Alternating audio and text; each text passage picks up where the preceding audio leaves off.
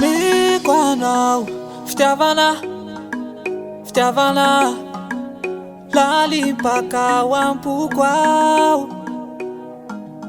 Tsisy asakana ka ity any aho hitondra fity vaovao. Raha omaly fijaliana de ovako fifaliana.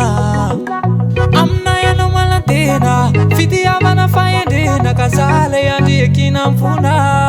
Fa zaho tena ty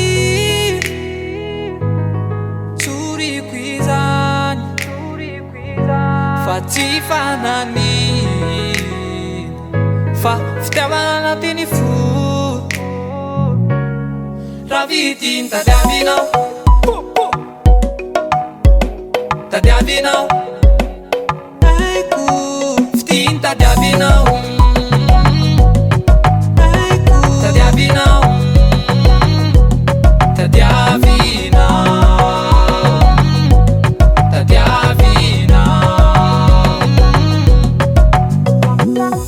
atsainao angambantiko atao efa fantatro angamba.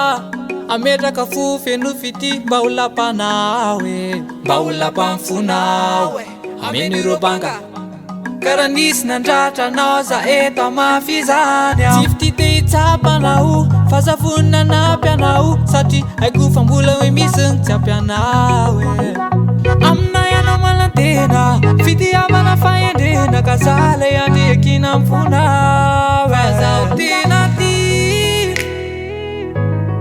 tsoriko izany fa tsy fananina. Fa fitiavana anatiny fo raha vitiny tadiavinao aiko fitiny tadiavinao aiko tadiavinao